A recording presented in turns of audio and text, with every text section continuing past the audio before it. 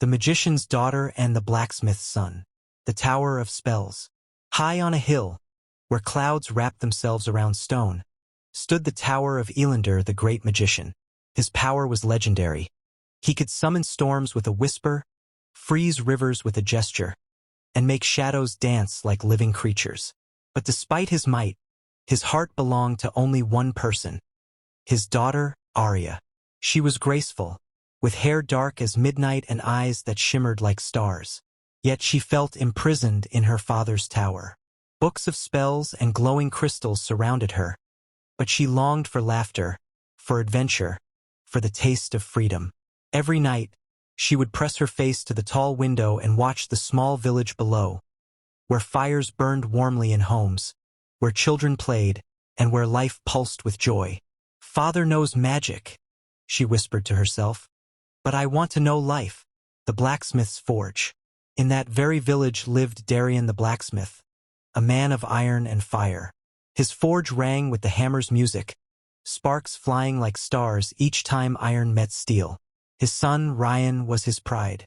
Ryan was tall, broad-shouldered, with eyes as steady as the earth itself. He had no magic, but his skill at shaping metal was unmatched. He crafted plows for farmers, swords for knights, and tiny trinkets for children. More than his hands, it was his heart that shone. He helped the poor without asking for coin, defended the weak, and carried warmth in his smile. The villagers often said, "If Darian's hammer shapes the steel, Ryan's kindness shapes the soul." A forbidden meeting. One spring morning, curiosity overcame Arya. Disguising herself in a simple cloak, she slipped past her father's wards and charms, descending the hill for the first time. The village buzzed with life, stalls filled with fruits, children chasing chickens, and music from flutes. Her eyes caught a glow, not magical, but fiery. She followed the sound of iron clashing until she stood before the forge. There, Ryan hammered a glowing blade, sweat glistening on his brow, sparks flying like fireflies. Arya gasped softly. Ryan looked up. His eyes, warm as embers, met hers. "Never seen a forge before?" he asked with a grin. Arya shook her head. "It looks like you're bending stars with your hammer." Ryan laughed. "No stars here, only stubborn iron." And that was the beginning. Day after day, Arya returned. They spoke of dreams, of the world beyond mountains, of the weight of duty. Ryan told her about fire, metal, and how every blade had a soul.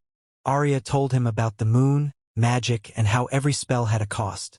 Soon, friendship blossomed into love, the magician's wrath. But secrets never last.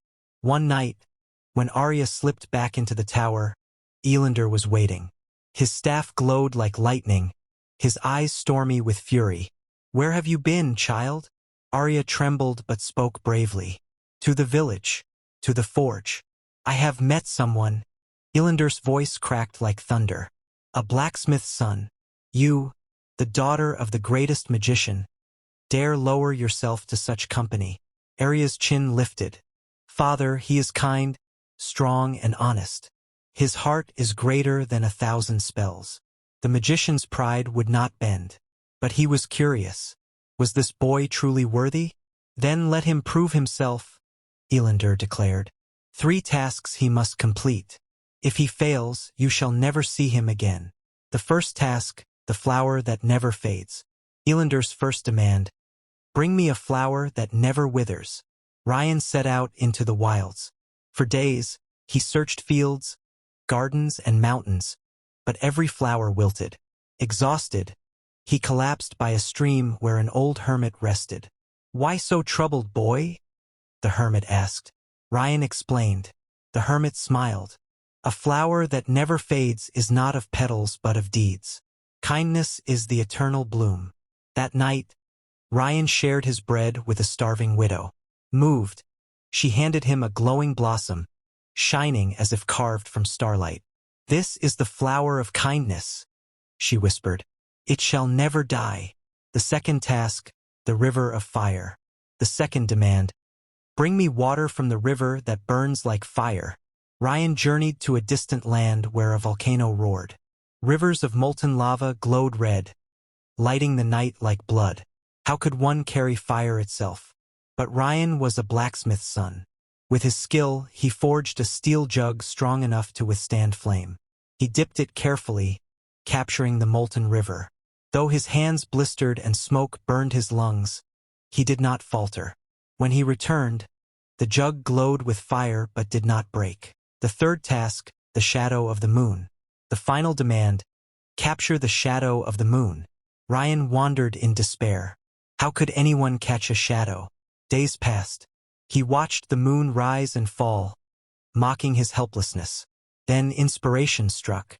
Using his forge, he crafted a perfect mirror of silver, polished until it shone like still water. On the night of the full moon, he angled it just right. The moon's reflection shimmered in the glass, captured as though the heavens themselves had been trapped. At dawn, he carried the mirror back. The magician's judgment. Ryan laid the gifts before Elander. The flower of kindness, glowing with life. The jug of burning river water, blazing with fire. The mirror holding the moon's shadow. The magician's eyes widened. Impossible! Yet you have done it. Arya rushed forward. Father, now do you see? True strength lies not in magic, but in love and courage. Elander's pride melted. For the first time, he smiled at the blacksmith's son. You have achieved what even magicians cannot. You are worthy. The wedding of fire and moonlight. The village bells rang as Ryan and Arya were wed. The forge burned bright, and the tower glowed with spells. Villagers danced, magicians marveled, and even Elander blessed them. Their marriage united two worlds, iron and magic, earth and sky. Ryan continued his blacksmith's work, while Arya used her gifts to heal and protect. Together, they ruled with kindness, courage, and wisdom. The eternal legend. Generations later, villagers still tell the story. Once, a blacksmith's son captured the moon's shadow for love, and magicians whisper to their apprentices.